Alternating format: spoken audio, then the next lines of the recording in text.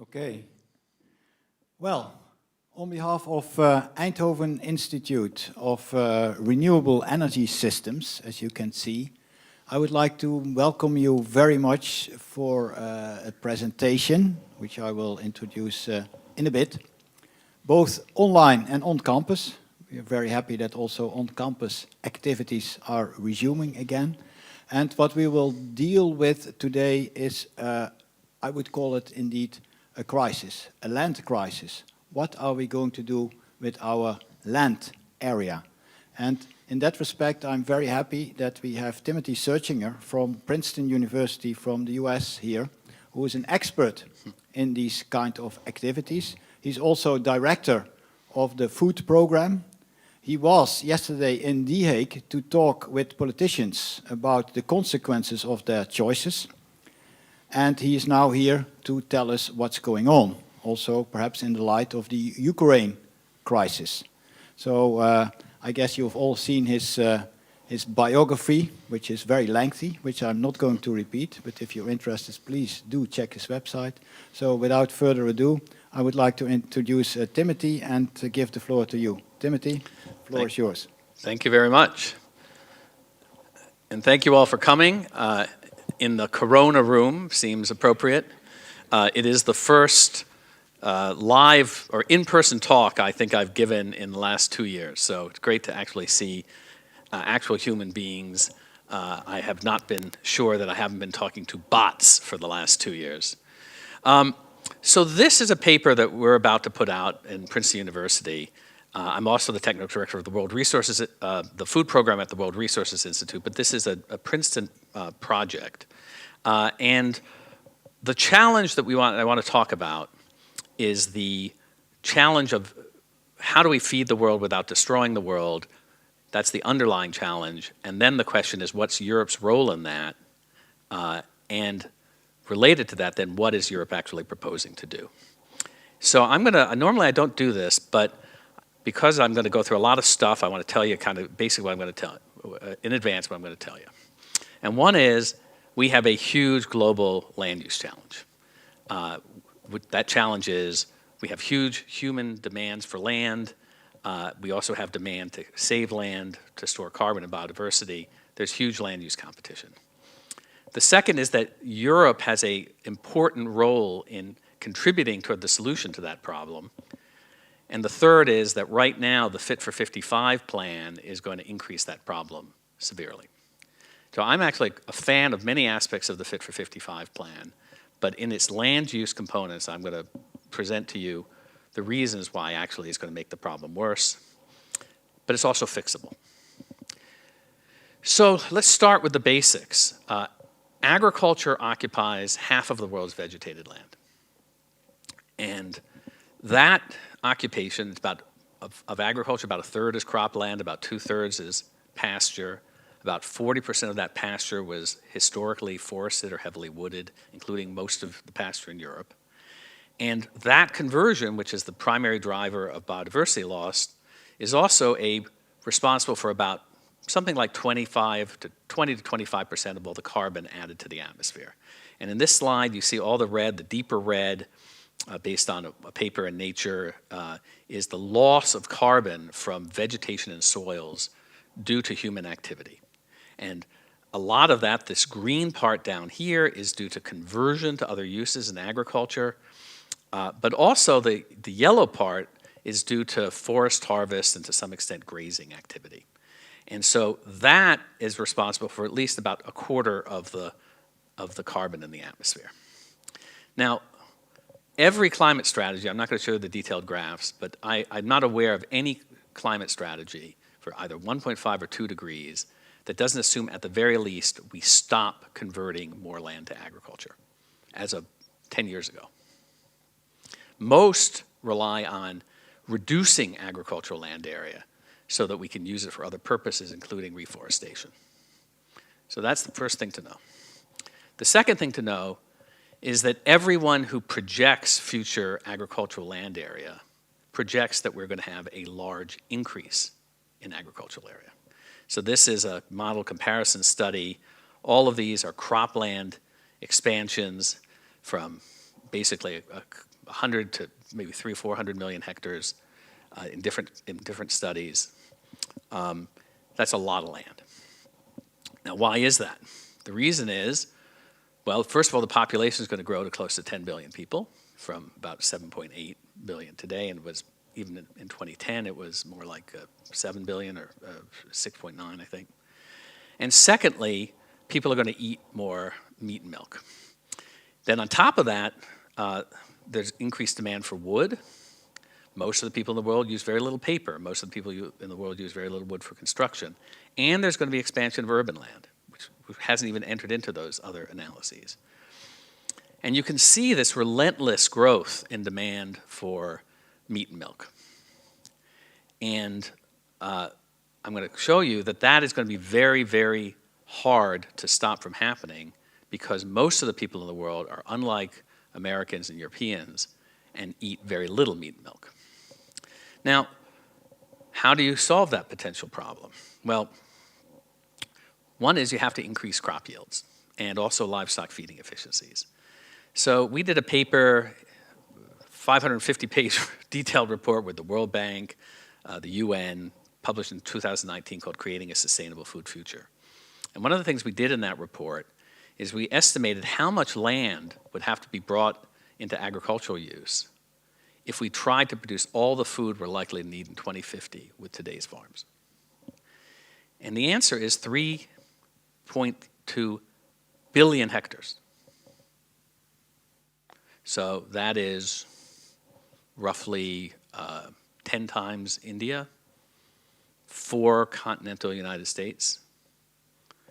And when people estimate that it's only going to have a few 100 million hectares, it's because they're estimating a lot of yield gain in their baselines. So basically, without yield gains, there aren't forests left in the temperate zone or the tropics. Now, typically depending on how much yield gain they build into their estimate, you might only see estimates of a couple 100 million hectares, something like that. What's actually happening? Well, a very important paper came out just, I think, the day before Christmas in Nature Food by Matt Hansen's group in the University of Maryland, which for the first time was able to use satellites to estimate the net expansion of cropland. And the basic answer is it's expanding probably at around 12 million hectares per year, which is higher than most of those estimates. And that's just cropland. They estimated 10 million hectares of arable crops, but that they didn't count in that permanent crops like oil palm, cocoa, and coffee, probably about 2 million hectares per year of that. If we continued at this rate, we would convert an area equal to at least the size of India. And that doesn't count pasture expansion, which may be larger. That's also the net. That is the net expansion of ag land. On a gross basis, we are converting twice that, which means that half, roughly speaking, half of that, about 12 million hectares, are also reverting from agriculture to another use. If they did not revert to another use, which is important, I'm going to come back to Europe, then you would have twice the agricultural expansion. So, what's the solution? Well, you can read our very elaborate report. We think it falls into 4 basic categories. Produce more food on the same land, use it to protect habitat, reduce demand for land-intensive foods, reduce the demand for the footprint of our activities. But when you reduce the land footprint, both by producing more food on the same land and by reducing demand for land-intensive foods, which of course means primarily meat and milk and above all beef. And then if we can do all of that, we can restore land, which is a critical part of a lot of climate sequestration, climate abatement strategies. Okay, so what's the role for Europe? Well, I showed you that slide with all these different models. In those models, they project large decreases in agricultural land in Europe. So the net, which is 200-300 million hectares sometimes in those models, assumes that Europe has a decline in agricultural land. If Europe does not have a decline in agricultural land, the net is worse. So pretty much everybody who models this out assumes the situation will get better in Europe, which in a way you can think of as giving Europe a responsibility to actually get better, or the world situation gets worse. So it's helpful to know why Europe can get better. And the short answer is that when you're really bad, you can only get better. Or you have at least a lot of opportunities to get better. Now, that's not, why is Europe, quote, bad? Well, Europe developed early, its population grew early let's see, oh here, I'm sorry, I went to go here. This is a slide, actually it should be going, I'll let you see it, it's fun. This is by Richard Fuchs at Wageningen University, recreating Europe's land use. And by 1900, Europe only had about 25% of its land area forested. Historically, it would have been about 80%. And now it's up to 40%. And why is that? Well, there are a few reasons that Europe has gotten better, and then a few reasons more why it has the chance to get better yet. One important reason Europe has gotten better is it stopped using horses. Now, most people don't think about this, but you used to get a huge amount of power, energy, transportation from horses. But horses need to eat. So large areas of land were devoted to feeding horses. It's also the case that we probably grazed both cattle and horses in forests, and that reduced significantly the amount of forest growth, and there's a very interesting paper estimating very large impacts from that in Austria. And one thing is you can think of that as a form of bioenergy. So basically, we replaced bioenergy in the form of horses and some wood with cars and tractors. Now, cars and tractors have their own greenhouse gas emissions, but the benefit is forests, right? So, but for this bioenergy, loss of this bioenergy, we'd have even fewer forests in Europe. Now, what may be the largest effect, oh, and by the way, this is just to give you some idea, the amount of reduction in the biomass consumed by horses and other animals and otherwise used for bioenergy may be equivalent to the entire increase in food consumption in Europe between 1900 and today. Maybe a little less, depending where, eastern, whatever, but it's a lot, is the point. And there's been a huge increase in population and food consumption in Europe. So basically, that was a critical role in canceling that out. Now, another reason for forest growth in Europe, at least not just the area, but the amount of forest, is climate change itself. So when we increase carbon dioxide concentrations in the atmosphere, plants grow faster. And the basic assumption is that for every ton of carbon you put in the atmosphere, about a quarter of a ton is removed by additional plant growth, not plant growth that would occur anyway, but by additional forest growth, maybe some grass growth, but mainly forest growth, due to that higher carbon dioxide concentration. That is already built into all climate models. I'm going to come back to that. So when we project how bad the climate's going to be, that assumes that these forests are going to remove a quarter of all the carbon dioxide we put in the atmosphere due to the higher carbon dioxide. On top of that, nitrogen is an effect. It's also, we have longer growing seasons. People debate how significant it is, but some papers estimate that more than half of the entire forest carbon sink in Europe is due to this effect.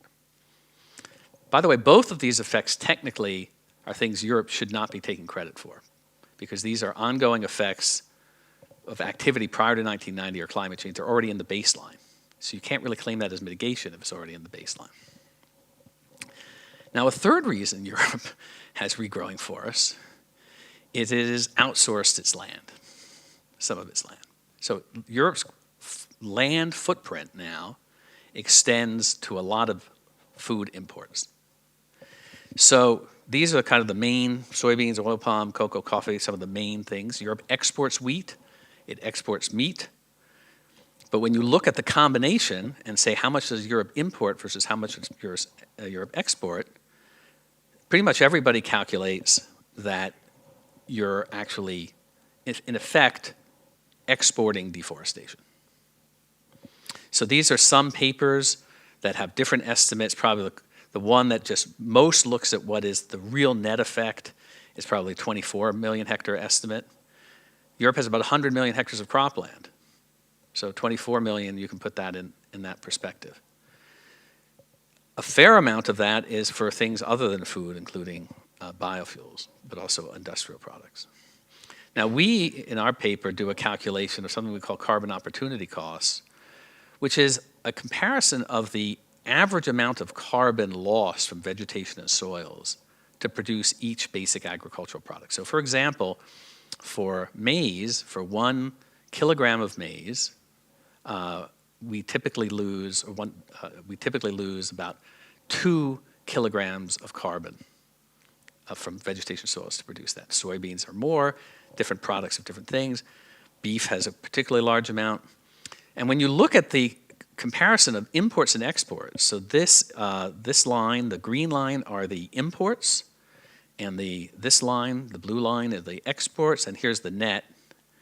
And basically, the average in recent years has been a deficit, which we call a land carbon trade deficit, of about 400 million tons of CO2 per year. How significant is that? That is equal to Europe's annual forest carbon sink. So the net cancels each other out. So a third reason Europe has been improving is outsourcing more of its land. Now, why can Europe do better? I hope I was showing the right slide, yeah. Well, the basic story is, first of all, Europe's population is likely to decline. So, you need less food. Second, you've kind of reached, as we have, hopefully, at least peak meat. Right? So meat requires a lot more land per calorie. Beef requires overwhelmingly more land, even 10 more times the land use at least than pork and chicken, 5 times more than dairy, maybe 50 times more than soy protein. So if you don't eat more meat, if you have some yield gains and a population decline, you'll make land available. That's why every model assumes you're going to have an improvement in the land situation in Europe. And sometimes you see different estimates. It's not at all clear that Europe has been reducing its meat consumption yet. This is actually in one of the Commission documents, but it could. And it's very important that it do so. Produce, protect, reduce. Now, some people think, well, that just solves all the problems. And this slide, this graphic, which was put together by a colleague of mine, Richard Waite, which I think is just one of these really great graphics, illustrates why that's a challenge. So in this graphic, the x-axis is the number of people that are going to live in each country or region in 2050, likely. So you see up to here, that's about 6 1/3 or almost 6.5 billion people.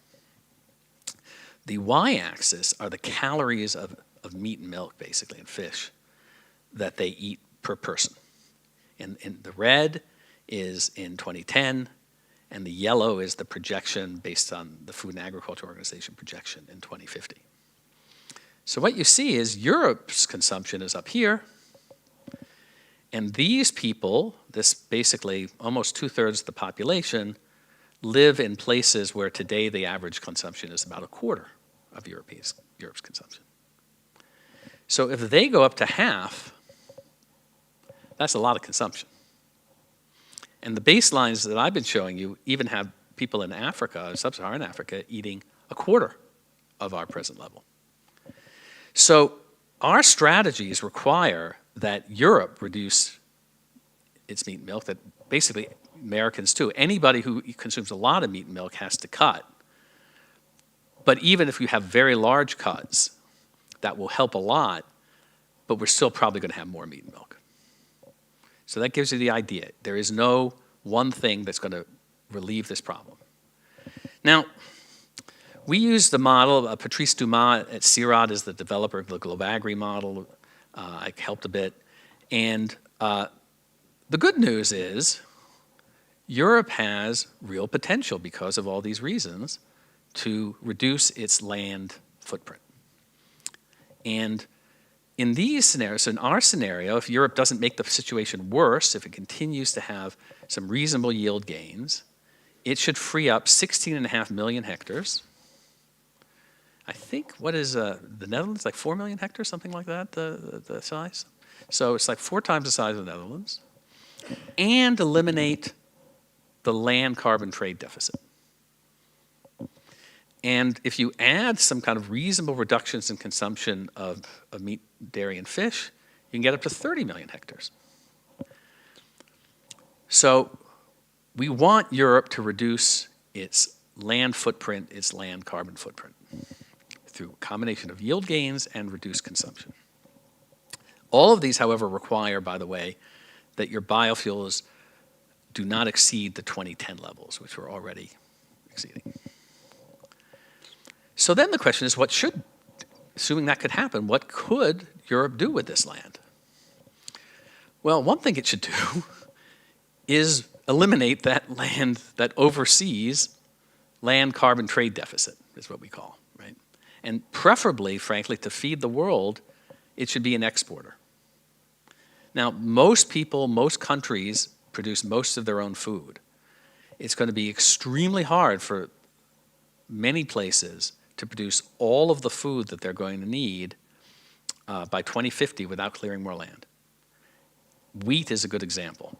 So Europe's a big exporter of wheat. There aren't a lot of great places to grow wheat in the world. I'm going to come back to that. We know that right now. So preferably, Europe would actually contribute somewhat to global food supply on a net basis. But within Europe, there are also lots of good things to do. So to improve the carbon balance in Europe, the first thing you would do is restore peatlands. Right? You probably know about peatlands. Peatlands are very, very carbon-rich soils. When they're drained, they break down. They release huge quantities of carbon dioxide. The highest priority for anything to do with land is to restore drained peatlands. Europe has at least 4 million hectares of drained peatlands and some kind of agricultural use that can be restored. Now, a second thing you can do is restore forests. From a biodiversity standpoint, the best thing to do would be to take older forests and try to transition them. So basically 97% of Europe's forests are highly managed. And they're at most probably 3% are really not. And the biodiversity is quite different. So I should say, I don't have the slides, that basically biodiversity in Europe is in trouble. So basically at least 30% of everything is threatened. Birds, insects, plants, fungi, butterflies among insects. Fish are probably 70%. And most of them nobody thinks about. Just as in the US, we don't think about most of it. And the reason we don't think about it is because most of it was gone before any of us were born. Or mostly gone. So we tend to focus on farmland bird species because they're the birds that were around that we could see.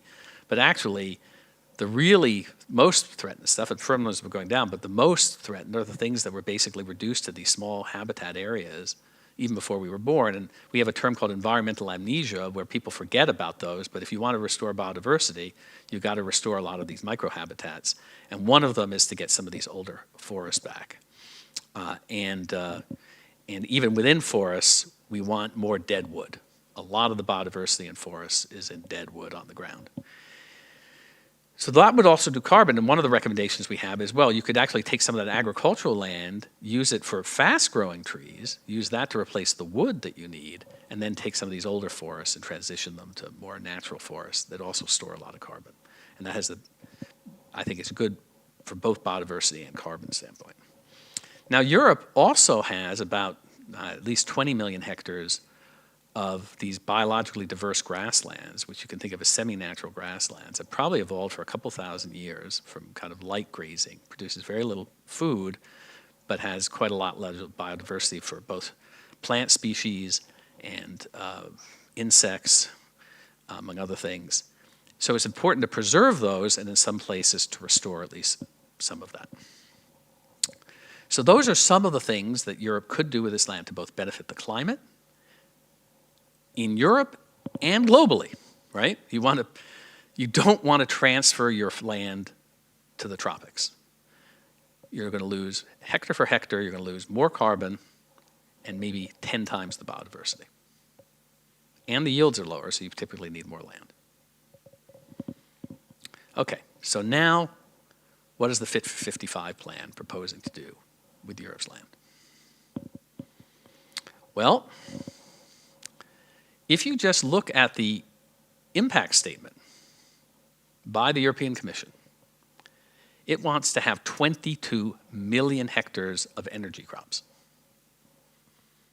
So a little more than a fifth of Europe's cropland area, the equivalent, would be devoted to bioenergy with energy crops, grasses or willow. And if you look at what would decline, there also would have some more intensively managed forests. And what would decline would be this cropland, this pasture area, and this ambiguous how you statement, at least 10 million hectares of those semi-natural grasslands.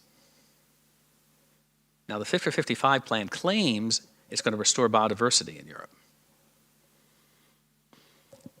It would, by its own terms, its own modeling, destroy roughly half, maybe, of those semi-natural grasslands and leave no land left for habitat restoration.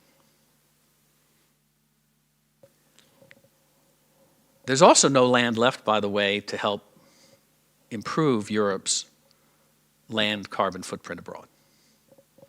Now, actually their modeling results don't show what they're assuming for the future, but basically you're going to continue to outsource and maybe increase your outsourcing of land. So it wants to claim credit for using land to produce bioenergy in Europe to reduce energy emissions and just outsources land to produce the food that would otherwise be produced on that land. So think of this as the equivalent of taking your steel mill and shipping it to Asia and saying you've reduced greenhouse gas emissions. It also, in their numbers, claim going to increase fourfold the amount of imported wood to burn for bioenergy. This is by 2050. And these are the basic uses of land and wood. I personally think that their estimates of bioenergy use are likely to be very low compared to what the laws are actually going to incentivize. And one reason, for example, is they're assuming that you're also going to have a huge harvest of wood residues. And when I looked at the quantity of that, it turns out to be 2.5 times the maximum estimated quantity of wood residues you could harvest in Europe under today's harvest levels and laws. Remember also, one of the strategies for biodiversity is to leave more wood, more dead wood. So I think this is grossly overestimated. The strategy also, the impact statement says there will not be an increase in wood used for energy between 2015 and 2030, because that's where they presented their estimates. And this is what's actually happened for wood pellets. So I think they are underestimating even the bioenergy, even though basically the land and the wood is devoted to bioenergy. Okay, so why? So of course, the core of the Fit for 55 plan are laws to make the energy transition. And there are a whole bunch of these proposed laws. So the most fundamental one, of course, is the emission trading system, right? And that basically puts a cap on industrial emissions, and then it gets tighter and tighter, And basically power plants and factories have to reduce those emissions. The Renewable Energy Directive has requirements countries have to meet to increase their quantity of renewable energy. There are renewable energy requirements for maritime, for aviation. And in all of those laws, what happened here? Here we go. In all of those laws, bioenergy is carbon neutral. In other words, if you switch to burning biomass, it counts as 100% greenhouse gas reduction in most cases. So think about what that means. So if the price of a carbon credit under the emissions trading system goes to $100 a ton, then you're willing to pay $100 a ton to harvest wood and burn it. $100 a ton of CO2. That's a lot of money. That's placing a high value on forests. But not to preserve forests, it's placing a high value to cut them down and burn them. Now, there are various limitations. So there's a limitation on crop-based biofuels. There are requirements of electricity. You have to kind of look at all there. But basically, across the board, biomass is carbon neutral. Okay, so what's the justification for that? And how does that affect land? So the typical person or entity or group that tries to justify that approach says, okay, look, yeah, when you burn biomass, you're emitting carbon. In fact, you have to emit at least a little bit more carbon when you burn biomass than when you burn even fossil fuels, just because of the nature of the bonds. Plus, there are lots of efficiency challenges. However, the theory is when you burn fossil fuels, you take carbon out of the ground and put it in the air. But for biofuels, it starts with plant growth. Plants absorb carbon. So in theory, by this approach, you're just recycling carbon. So you see slides like this. You're just taking carbon out of the air, putting it back. You're not doing anything.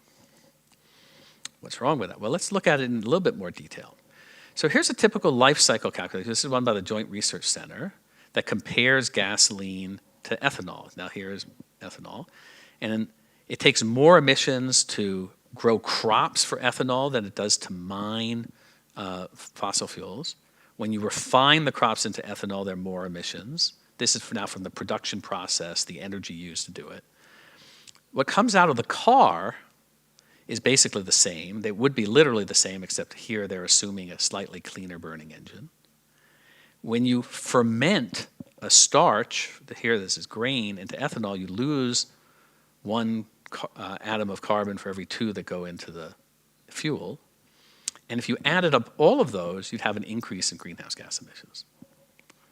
But because it's carbon neutral, you essentially are assigning a credit for plant growth that cancels out these emissions. So what's wrong with that? Well, last time I looked, it takes land to grow plants. Where's the cost of land in this calculation? There's no cost of land. This assumes that using land to produce biofuels has zero cost. Now, what does cost mean? Cost means an opportunity cost. It means if you didn't use land, you wouldn't, for bioenergy, you would get no benefit, at least from a climate perspective, in using land any other way. Well, what other ways can we use it? We can grow forests and sequester carbon. We could preserve forests. We could grow food and therefore avoid cutting down other forests. So the assumption of carbon neutrality means that these laws treat land as free. As a result, you devote land to bioenergy regardless of the cost. Now let's actually compare, here's one way to think about it, right? Bioenergy is a way of using land to grow plants to replace fossil fuels. That's the benefit. But the cost is not using land for some other purpose. So let's look at some other things, right? Okay, so 800 scientists have written to the European Commission, including some in this room, I think, saying, by the way, don't cut down trees and burn them. That's going to increase carbon for decades. And lots of other scientific bodies have said the same thing. And this should be no surprise. Well, why is it no surprise? I bet everyone in this room recycles paper. Why do you recycle paper? Why don't you burn the paper for energy? There was actually a big debate when recycling programs were set up. Other people said we should just burn the paper for energy. And governments everywhere, and people said, no, we're better off saving the trees instead of burning the paper. So the EU policy right now, as is part of the US, is push everybody in the whole European Union to recycle paper to save trees, so we can then cut down the trees and burn them. And here's some of the wood going into a wood pellet manufacturer in the southeastern United States. Why does this increase carbon in the atmosphere? Well, the first is a lot of the carbon never gets to the power plant. So when you harvest a tree, you lose carbon from roots, you lose at least some carbon, hopefully from some residues, because you desperately need at least some to remain in the forest. When you turn them into wood pellets, you lose a lot more carbon, basically because you need heat to turn it into it, and just the sheer drying process causes carbon to be lost. And in the power plant itself, depending on the form, you're going to actually emit a lot more carbon per kilowatt hour because of all kinds of temperature issues and inefficiencies. So you lose, right off the bat, probably 3 tons of carbon for every ton of carbon you save from fossil fuels. And then the tree will regrow, it's true, but if you didn't harvest it, most trees would also keep growing. So it takes a long time for those regrowing trees to catch up. By the time your trees harvested in year 1 have caught up, you've been harvesting other trees, so you've so-called paid off the carbon debt from year 1, but you haven't paid off the carbon debt from year 2. By the time you put it all together, you're talking decades to centuries. Let me keep going. So, one of the key principles here is sustainable wood harvest is not carbon neutral. Typically, sustainable is defined as keeping the carbon stock in the forest constant. But if you didn't harvest the trees, you would gain carbon in the forest. In fact, a lot of that we've already counted, right? The CO2 fertilization effect, among other things. The regrowing forest from before 1990. So sustainable just makes it possible over a very long time to get a greenhouse gas reduction, but it doesn't make it neutral. I have to saying that over and over again. Now, interestingly, the EU has a new forest strategy as part of the Fit for 55 plan. Hasn't really been turned into law yet. The forest strategy is all about increasing use of wood. However, if you read it very carefully, on page 5, in a middle paragraph, there is one sentence. And it says, actually harvesting more wood will increase warming in Europe, at least until 2050. In this very arcane way, it says, actually the lost carbon storage, the lost forest sink because of increased harvesting is larger than the benefit of using the wood for other ways. So somebody got one sentence into the middle paragraph on page 5 of a 30-page document, basically acknowledging that everything the rest of the document is proposing to do will actually increase warming between now and 2050. Okay, what about biofuels? Well, the alternative to using land for biofuels is either continuing to store carbon or, in best case, letting forests regrow.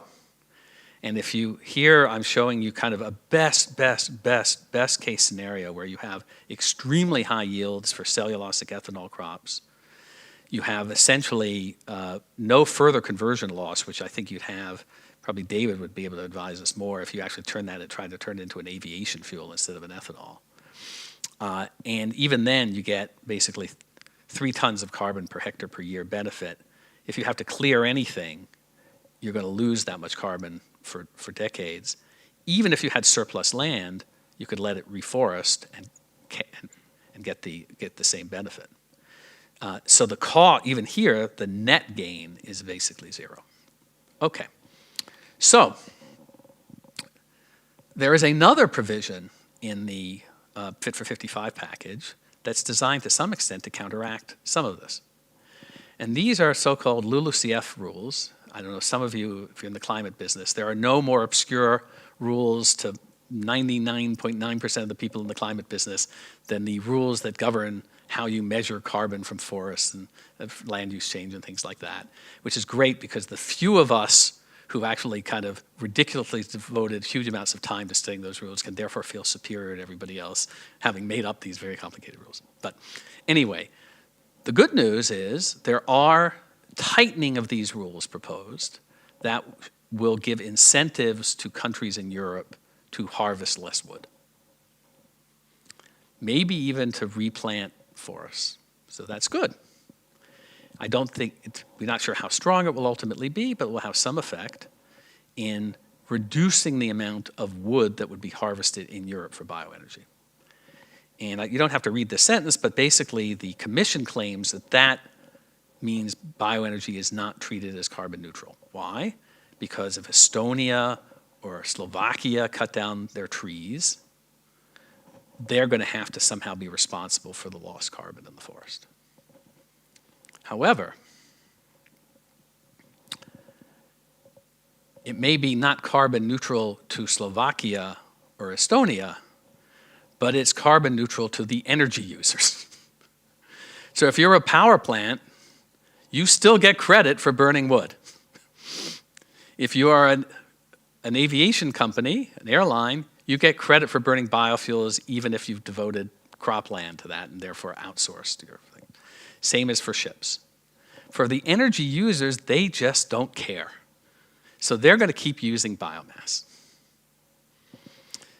But what might the effect then be of the LULUCF rules if they have some effect? Well, one way to think about it is that bioenergy rules have a foot on the pedal, right, the gas pedal, to use more biomass. The LULUCF rules have at least some foot on the brake for supplying biomass within Europe. And what do you get?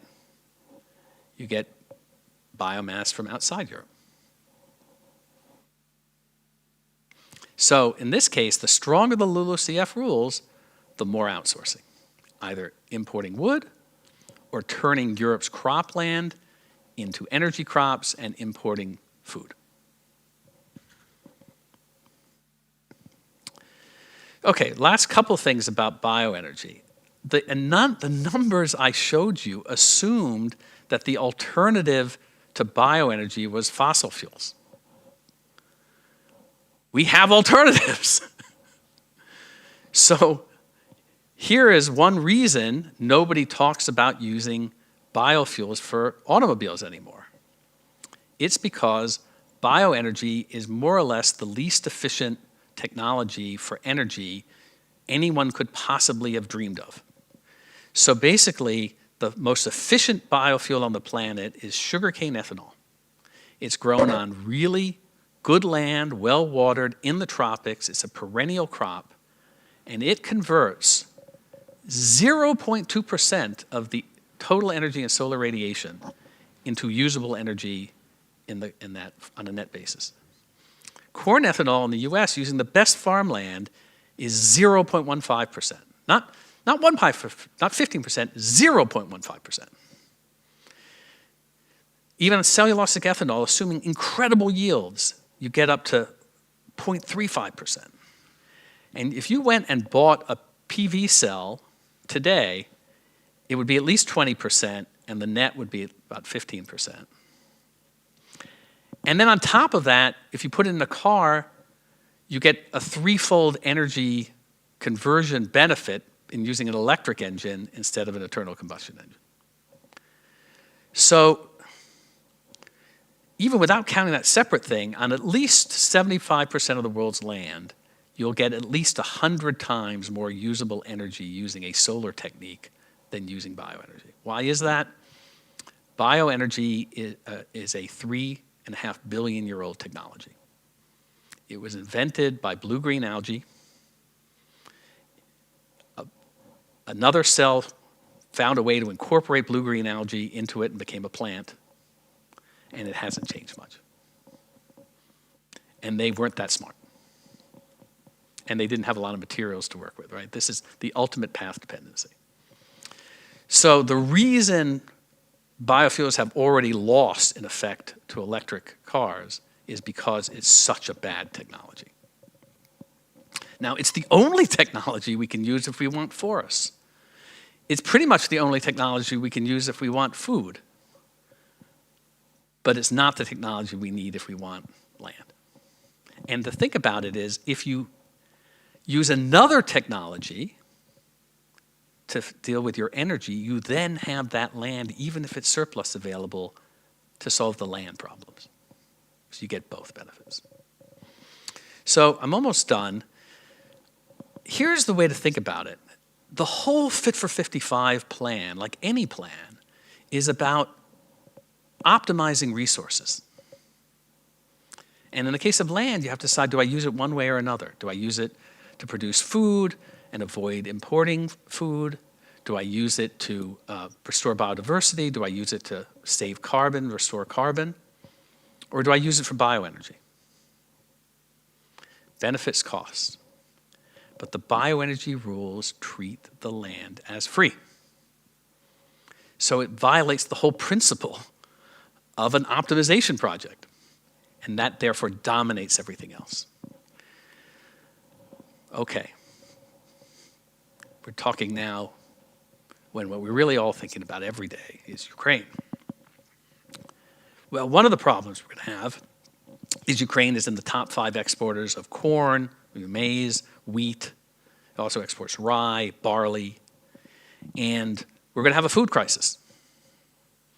And one place the food crisis is going to be felt is in North Africa, because that's where the largest importers of wheat. And there's going to be huge price increases. And that's going to be a security issue, because where does Europe get a lot of immigrants coming from? North Africa. So just a useful number, not in our report, but a useful number I calculated.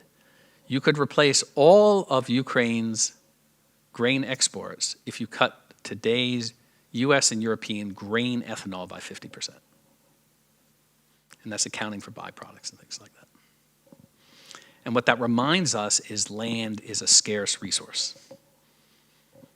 So how to fix it? Well, the first thing is you properly account for the carbon impacts of bioenergy, right? You include a carbon opportunity cost in some way. How much carbon could you save in natural landscapes? How much carbon could you save if you restored forests?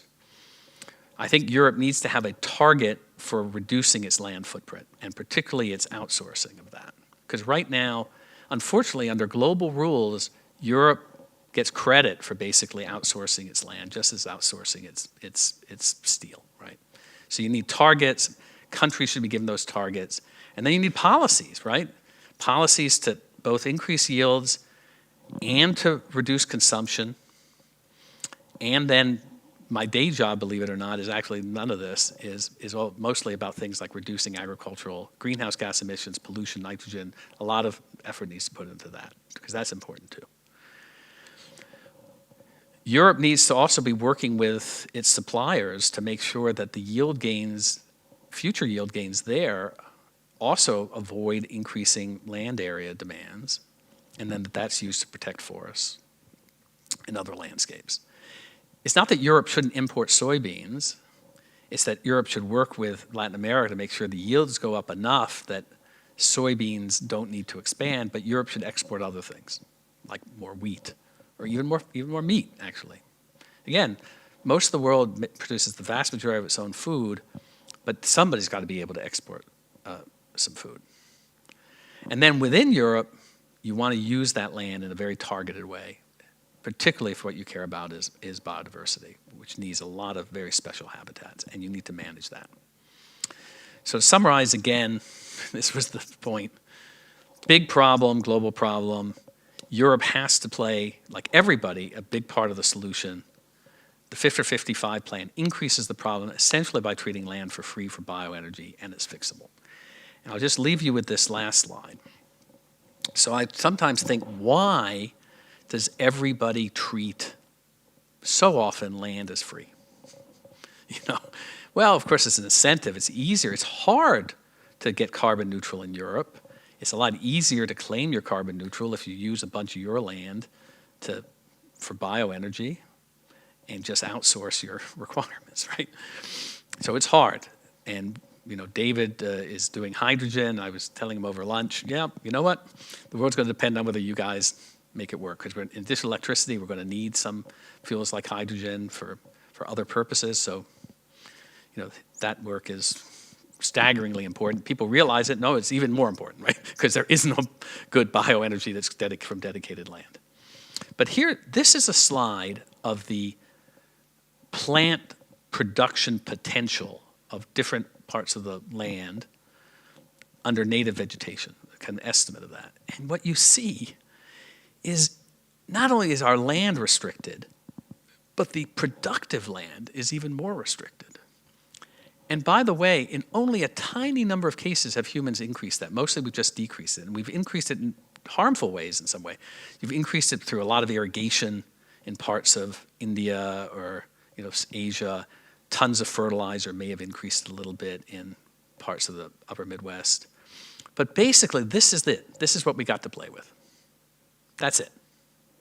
You use it one way, you're not using it another way. And we have to keep that in our heads whenever we think of land, that it's a limited resource, and we got to use it the right way. So I'll end there. Thanks.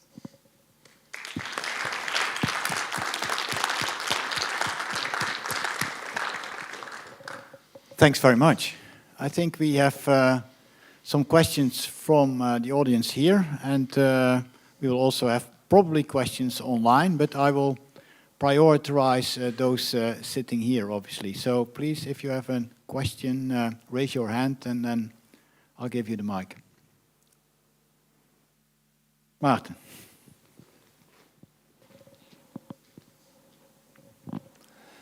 Tim, thanks a lot. Excellent presentation. Maarten van Andel, Fontys University here in Eindhoven. I've written 2 books on part of this stuff, also reaching the conclusion that biomass is by far the most inefficient option for the future when it comes to energy. All these things can be calculated and reasoned, but still policies in the EU go the way they go. It almost seems irrational in a way, while many policymakers, of course, are not stupid. And I've been wondering why this goes on and seems even unstoppable in spite of many scientific counter-arguments. Do you have a clue why this is happening the way it is happening? Yeah. So, despite what I obviously think is the simple and obvious logic of what I've said to you, it really is the case that a lot of good and smart people just can't believe that somehow or other using plants isn't better than using fossil fuels. And I think there are a couple reasons for that. One is, we like plants. Plants are good. Petrol, diesel, coal, that's bad. And so I say, yeah, that's true. Growing plants is good. Burning plants is bad. But somehow or other, people just think that, using a plant has to be better. And related to that is this idea people have that anything that's renewable is free, right? I have a tree, I cut it down, it regrows, I can burn my tree and have it too. So I like to give this example of how we know that things that are renewable aren't free. And that is your paycheck. So your professors here at Eindhoven get huge salaries, I'm sure. You get a paycheck this month, you get a paycheck next month. I say, David, give me your paycheck. It's not going to cost you anything. You're going to get another paycheck next month. And the next month I say, hey, David, give me your paycheck. It's not going to cost you anything. And obviously, the problem with that is he's using his paycheck, right? He's using it for food, for rent. He's putting some in the bank. Plant growth is the same, right? But I do think that these intuitions are really hard to solve. And I do think some of this is innocent. Now, having said that, once you go down the wrong path, then there are a lot of economic interests who favor that path, right? And so the reality is that the scientists can make a whole bunch of mistakes maybe in their recommendations for all kinds of things to do, but if they don't make anybody any money, don't worry about it. No one's going to hop on it, right? But when it was, oh, by the way, the solution to our global challenge is to have more agriculture and more cutting of trees. Well, there are a lot of people who say, yeah, by the way, I think that's a great idea, more agriculture and more cutting of trees, right? So I think that's part of the dynamic that's created here. But the third, which I am somewhat sympathetic to, it is hard to solve climate change to be carbon neutral by 2050. It is really, really hard. And it is very, very tempting just to say, well, we're going to find some way to use our land to claim credit for this, even if we're basically just outsourcing to the rest of the world. And maybe the last thing I'll say also, with a little humility, is, I have the luck in a way, or I don't know, good fortune, bad fortune, whatever. My task is to study global land use. So now this image, is just constantly in my head. But the first half of my career, I only focused on US environmental issues. I was actually a lawyer before I became a kind of a scientist, and for an environmental group. And my job was to protect the environment in the US, and I became the agricultural expert at the Environmental Defense Fund. And I, compared to other people in the environmental community, I knew a lot about agriculture, and I knew nothing about global agriculture. I couldn't have showed you on a map where the Cerrado was, which was being converted to agriculture. So I do think that there is, in addition to all of that, unless you actually begin to develop a picture of the global challenge, it's easy to forget. And I think that's the other element. The world is a small place now, That's part of the story. We're beginning to see that now just because of viscerally we know that. It's easy to fly one place or another. Lots of places are developed. You have internet everywhere. The population is now 8 billion. It was less than half that when I was born. So we're getting used to the idea that this is a limited space, right? But I think that for a long time, it didn't seem limited. So I think those are all lots of different explanations for it. And then maybe the last is, part of the issue in public policy is heavily influenced by the people who care a huge amount about something. So when you're doing energy policy, who's going to be meeting with the people in the European Commission about why it's good to cut down trees? It's the people cutting down trees, right? There are not a lot of people whose lives depend on not cutting down trees, right, or whose livings depend on it. So I think that is the other issue. But the last thing I'll say for a little hope is this is actually a strange thing. So the LULUCF rules, if they go in and they're strong, will place limits on how much countries are willing to have their trees cut down in Europe. Now, at that point, it means rules that say we should cut down more trees and burn them don't benefit them. It just means more imports. So maybe there's a political opportunity there. And similarly, I think there are a whole bunch of farming interests. I don't think there are a lot of farming interests. Some farmers would benefit from huge subsidies to grow energy crops.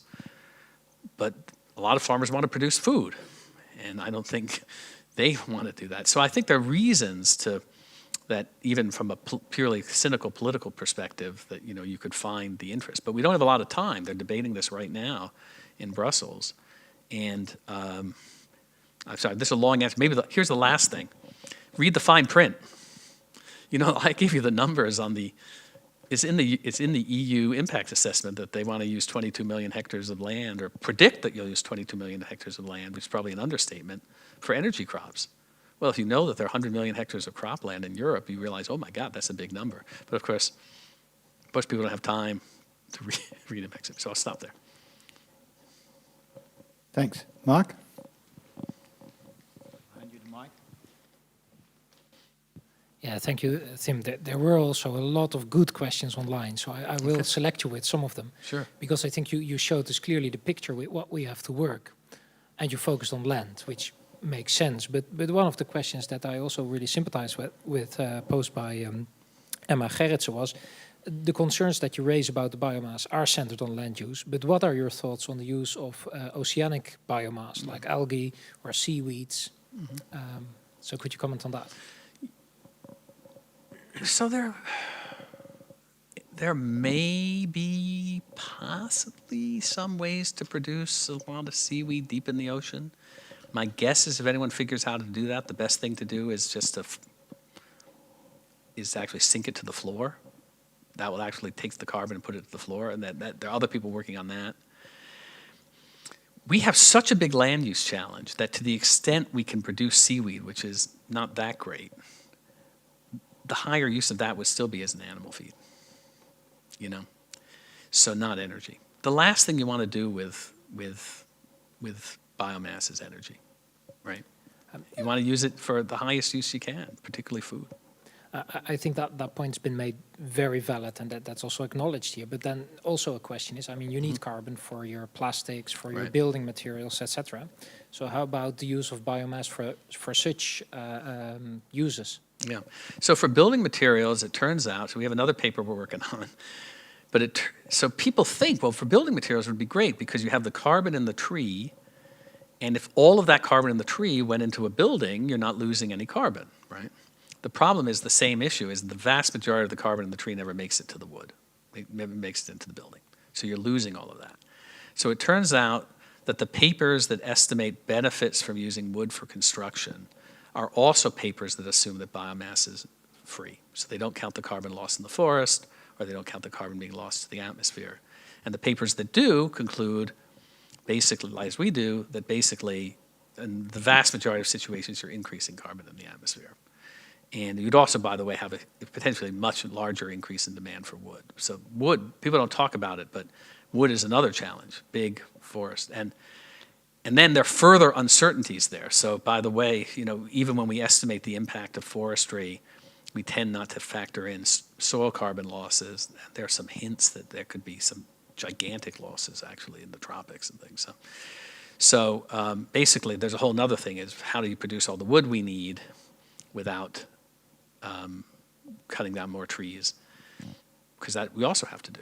And so then you don't have extra wood for kind of construction. So basically my general principle is for everything, reduce. First thing, reduce consumption to the extent you can. Reduce consumption, then produce more on existing land. Thank you. There are many more questions online, but perhaps also some in the room. I don't know how. Let's switch to the room. Maybe I can also speak like this. Yeah, but I think it's nice also for recording. For the recording, it's better if you speak. Yeah, maybe I'm now one of the naive persons who think that building with wood is better than using all these cement materials. Right. I almost cannot believe that it's worse. It's hard to believe, right? It's beautiful. I love wood. Look at this wood floor, you know. And if you can have a fast enough growing forest, and if you could get, let's say, 70% of that harvested wood into buildings, and if you don't have any other real alternative for reducing emissions from concrete and steel, you can get a gain. But that's a lot of ifs. I don't think you can get 70% of the wood. Most of the wood, vast majority of the wood, is going to not go into the building. So to start with the fact that 20-25% of wood is in roots. That's alive. It dies. It decomposes. Then you have some residues. You have bark, right? Bark is alive. It's carbon. That's 10-15% of the carbon in a tree. You lose that. That doesn't go into a building. When you make wood, typically at least half of the wood is lost in making the other wood. So it's just not as efficient as you think. So, and it's just, and also at a volume level, it would be huge. So basically the story is we're going to have to reduce emissions from concrete and steel. But there are a lot of ways to do that. Among other things, find ways to build with less concrete and steel to start with, right? I mean, just building design. And then it's another big challenge, but so I have the kind of, I mean, viscerally, emotionally, I'm a hypocrite in that I love wood buildings. I love wood floors. My wife is French. She comes from Burgundy. They're beautiful fields with grazing cattle. I walk around enjoying these beautiful fields, looking at these happy cows, knowing perfectly well that those cows have 50 times the greenhouse gas emissions of eating hummus or whatever, But the reality is our emotions cheat us, unfortunately, in this regard. And the first thing we want to do is just consume less. Thank you.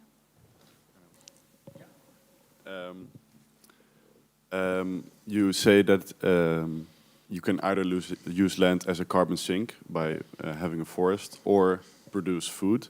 Do you think there are also opportunities to combine that?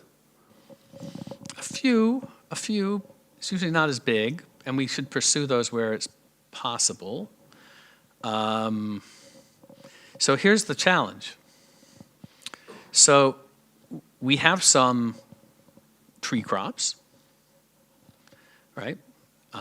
Coffee, cocoa, rubber, oil palm, almonds, fruit. When you read out that list, it's not as happy a list as people think. Like no one says, oh, by the way the solution is to have more oil palm trees, right? But in a way, they're the tree crop. Most of our food comes from annual crops.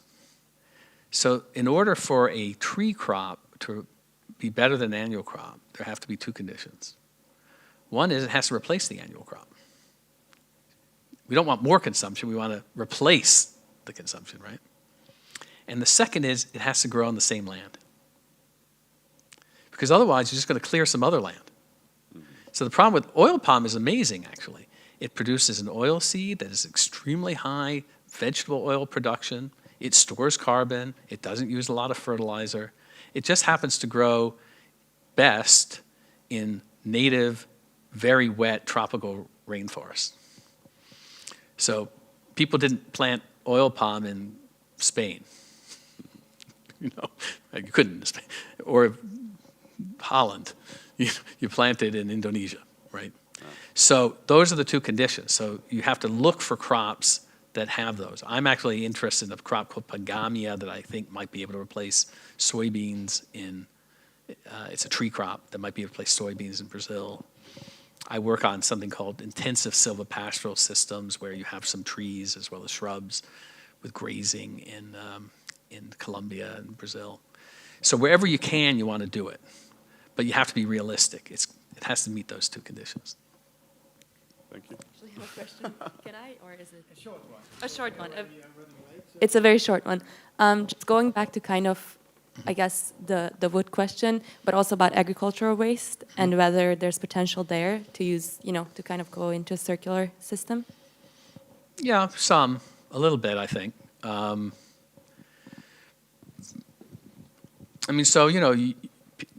Parts of Europe use already a lot of wheat straw for energy, actually. And so it's already being used for energy, but you could use it better for energy. I think there's some potential, but it's got to be careful, right? A lot of people also want that same to help replenish carbon in soils. So, then you have to have enough carbon going back into the soils that you basically so I think there's some potential to do that, and then there could be a focus on that. But here's the thing: right now, the law doesn't differentiate. It doesn't say, well, you're better off if you use a residue than if you use an energy crop that uses land. So in reality, people will often use the energy crop. Why? Because they want it concentrated in one place in a guaranteed supply. So do you have Murphy's Law in the Netherlands? Yeah. Right. So Murphy's Law is if anything go, yeah. Well, in all the world, if anything go wrong, it will. But in the bioenergy context, I often find you have reverse Murphy's Law, which is someone says if it is possible for there to be a good source of biomass, we will assume that all the biomass will be good. Right? No, well, you need rules then to just say only use the waste, the true waste. So. I think one final question. We're running behind time, but there's still, I think, over 50 people also online watching. So one of their questions, moving towards solutions for the problem that you've posed so clearly, I think. Someone proposes, could we include land use in a cap system like the EU ETS? And then, for example, give landowners allowances to sell for proven carbon bound and force them to buy and devaluate allowances for carbon losses on their land. Do you see a solution in that direction? Kind of. So yeah, in the perfect world, we would have the same carbon price for everything. You plant a tree, somebody pays you for the carbon. You cut down a tree, you have to pay somebody else for the carbon. But it has to be global, because otherwise you just outsource.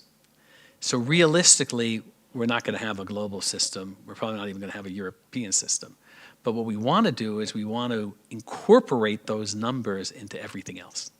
So you want to say, well, if I do the following, what are those real land use costs, or what are those real land use benefits? So I think we need alternatives that achieve the same accounting in principle. Thank you, very, very clear. And I think we will continue the discussion with drinks afterwards, because I think there will be many questions. I still have many questions. But maybe in view to close it up here, I think it's good to maybe announce some upcoming events to invite you all also for that. I know there is a slide. I have a slide here for you. Yes, great, hold on. Great. Yeah. Here you are. Fantastic. Here we are. So yeah, let me invite you all and also the people online to attend the next EIRES lunch on the 25th of March, where Bert Zwart from our own university will talk about system integration. Then already announcing that on the 1st of July, we will have a conference organized by EIRES that addresses all four focus areas. The program will follow it, so it will be a nice program. I already can promise you that. And then I think also for the people here, very interesting will be the Radboud Summer School, organized together also with people from TUE, on decarbonizing industry, and that goes over the full broadness of technology, policy, and societal readiness. So to mark in your calendars. And then with that, I think we close the formal part of this discussion. And I think a big hand for Tim with many thanks for this talk.